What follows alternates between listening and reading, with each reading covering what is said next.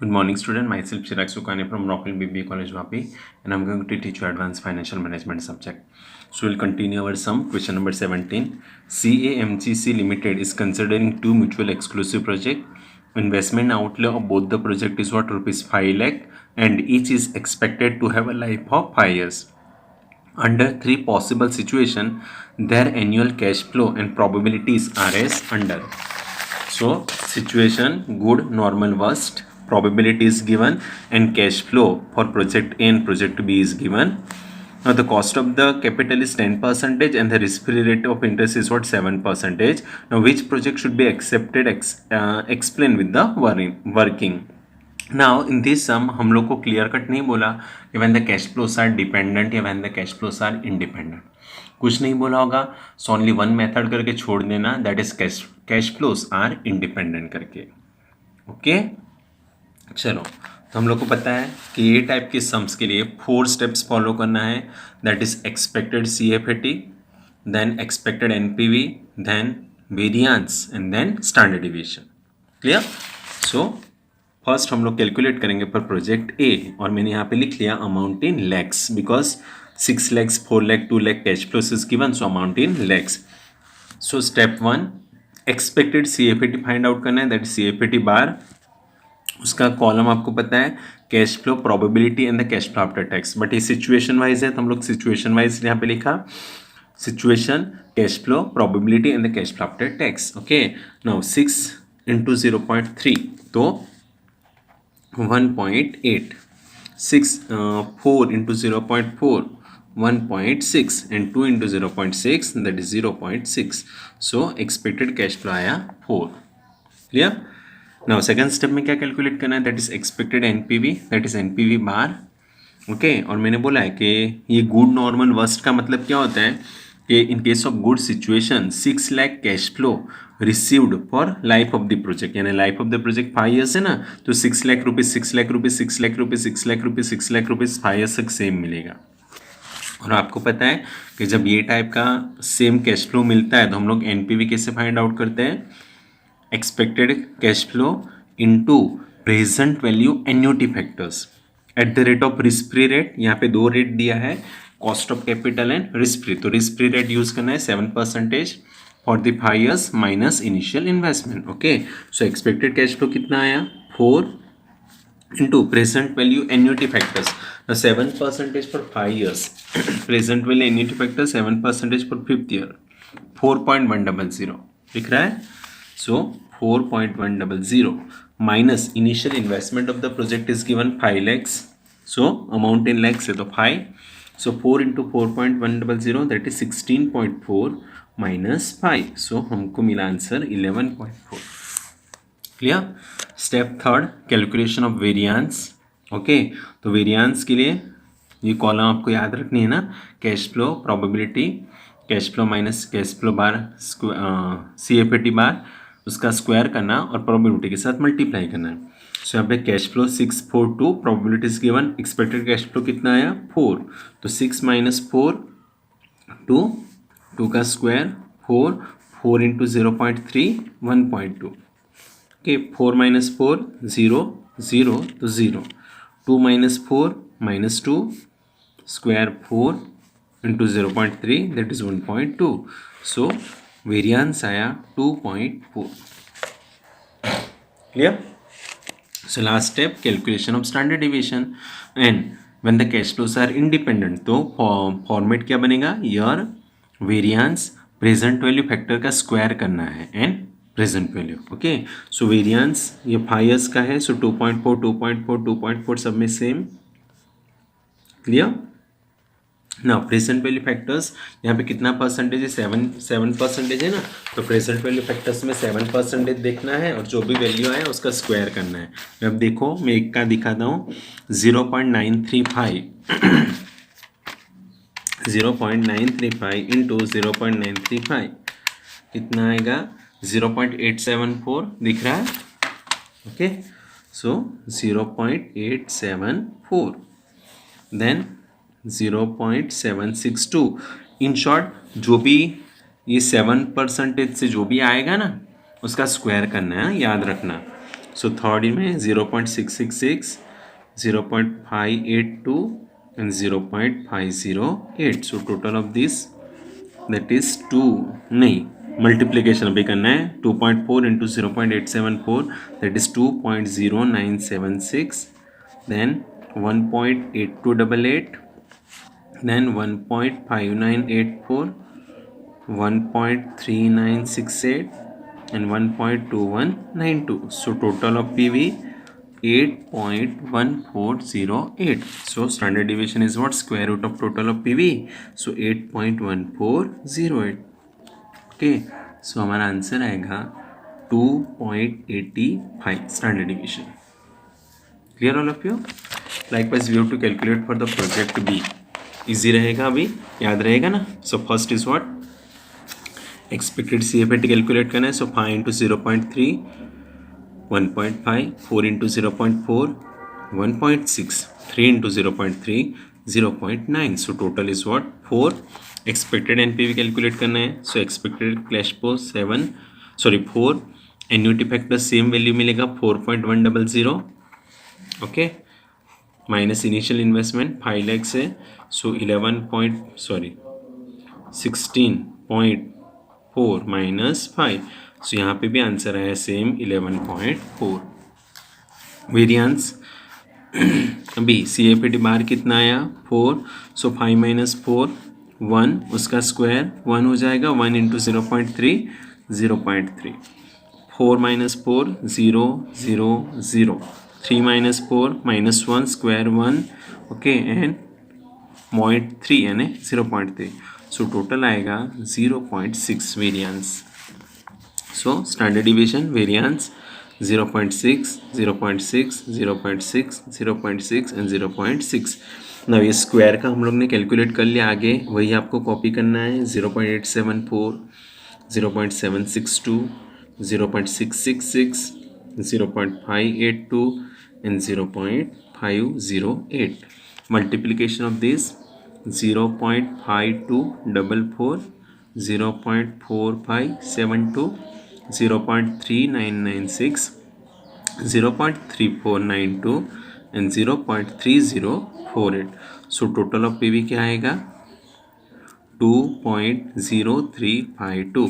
So standard deviation is what? 2.0352 square root. So answer आएगा 1.427. आया समझ में? Okay.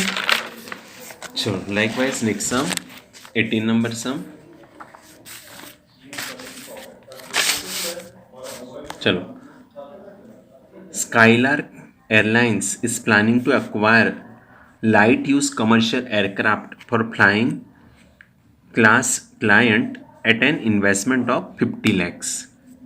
The expected cash flow after tax for the next 3 years are as follow. तो यहाँ पे year wise cash flows is given. Cash flow probability, cash flow probability, cash flow probability for 1 to 3 year is given. The company wishes to take into consideration all possible risk factors relating to the airline operations. The company wants to know the expected NPV of this venture assuming independent probability distribution. यहाँ पे clearly बोल दिया independent probability distribution with 6% risk free rate of interest. The possible deviation in the expected value, deviation यानी standard deviation. In third coefficient of variation CV calculate करना है. Okay चलो. So first step expected CFAT, that is CFAT bar. So year 1, year 2 and year 3 के लिए calculate करना पड़ेगा. सो year amount कितना है 14 lakhs है. सो हम लोग ने यहाँ पे लिख लिया amount in lakhs. Okay amount in lakhs. So 14, 18, 25 in the 40. So cash flow after tax probability that is 14.01, 1.4, 18 into 0.2, 3.6, 25 into 0.4, 10, 40 into 0.3, 12. So total of this cash flow after tax, expected cash flow 27 आया for the first year. Likewise for the second year, 15 into 0.1, 1.5, 20 into 0.3, 6, 32 into 0.4, 12.8, 45 into 0.29. So expected cash flow after tax for second year 29.3. Likewise for the third year 18.0.2, 3.6, 25 into 0.5, 12.5, 35 into 0.2, 7, and 48 into 0.1, 4.8. So total is what? 27.9. तो हम लोग का cash expected cash flow for first year, second year and third year is over. Second step में क्या calculate करना है? Expected NPV bar. And जब year wise होता है तो ये फॉर्मेट बन जाता है year cash flow after tax present value factors at the rate of risk free rate, and risk free rate 6% is given, and that is what PV. So expected cash flow after tax 27 for the first year, 29.3 for the second year, and 27.9 for the third year.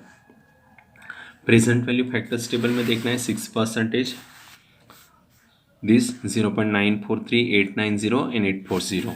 Okay, so 0.943, 0.890 and 0.840. So multiplication of this 25.461, 26.077 and 23.436. So total of this, total of present value 74.974. So NPV का formula total of present value minus initial investment ना. सो 74.974 minus initial investment 50 lakhs है. Okay, amount in lakhs लिखा ना, तो 50 लैक्स. सो expected NPV 24.974. Okay, so third step में क्या calculate करना है? Calculation of variance. Clear? Variance year wise होता है तो ईयर वाइज आपको कैलकुलेट करना है ना. सो वेरिएंस के लिए formula table format cash flow after tax probability is given. So हम लोग क्या करते हैं? CFAT माइनस CFAT बार उसका स्क्वायर एंड मल्टीप्लाई करना with the probability. Now first year के लिए कैश फ्लो आफ्टर टैक्स कितना आया? 27 आया, हम लोग ने कैलकुलेट किया. Okay, now 14 minus 27, so minus 13 आएगा, उसका स्क्वायर करेंगे 169 आएगा, उसका मल्टीप्लाई करना है 0.1 यानी 16.9. Clear? Now 18 minus 27 minus 9 square 81 into 0.2 16.2. Okay, 25 minus 27 minus 2 square 4 into 0.4 1.6. 40 minus 27 13 square 169 into 0.3 that is 50.7. So total आया आपका variance first year 85.4. Okay, likewise for the second year. Now cash flow after tax for the second year कितना आया? 29.3. Okay, now 15 minus 29.3 minus 14.3, उसका square करेंगे 204.49, उसको multiply करना with 0.1, सो 20.449. चलो 20 minus 29.3 minus 9.3, उसका स्क्वायर करेंगे 86.49, मल्टीप्लाई करना है 0.3, सो 25.947.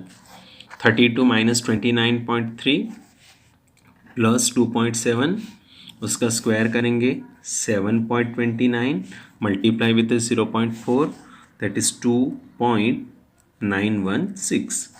45 माइनस 29.3 दैट इज 15.7, उसका स्क्वायर 246.49 इंटू 0.2 यानी 49.298. ओके, सो टोटल वेरिएंस आएगा for the second year 98.61. Likewise for the third year का expected cash flow after tax कितना आया? 27.9. ओके, सो 18 माइनस 27.9 माइनस 9.9, उसका स्क्वायर करेंगे 98.01 इंटू 0.2 19.602. 25 माइनस 27.9 माइनस 2.9, उसका स्क्वायर करेंगे 8.41 इंटू 0.5 तो 4.205. 35 माइनस 27.9 7.1, उसका स्क्वायर करेंगे 50.41 into 0.2 10.082. 48 minus 27.9 that is 20.1 square 404.01 into 0.1 यानी 40.401. सो टोटल वेरिएंस आया 74.29. Okay, so last step calculation of standard deviation. So year 1 to 3, year 1 का वेरिएंस कितना आया 85.4, ईयर 2 का वेरिएंस 98.61, इन ईयर 3 का 74.29. ना प्रेजेंट वैल्यू फैक्टर का स्क्वायर कौन सा रेट देखना है 6%. सो 0.943 का स्क्वायर 0.943 इंटू 0.943 0.889 आया समझ में. इसे स्क्वायर करते रहना है. यहाँ पे 7% देखना है 0.889, then 0.792 and 0.706. Multiplication of this, so PV मिलेगा 75.92, 78.09 and 52.42. So total 206.43. So standard deviation square root of total of PV. So 206.43. So answer आएगा 14.37. Okay, last question पूछा covariance standard deviation upon NPV. So standard deviation 14.37 and expected NPV 24.974. Okay, so आपका answer covariance 0.58. बस खाली calculation करना है, कोई suggestion conclusion देना नहीं है. Clear? Now next some in the next video. Bye, take care.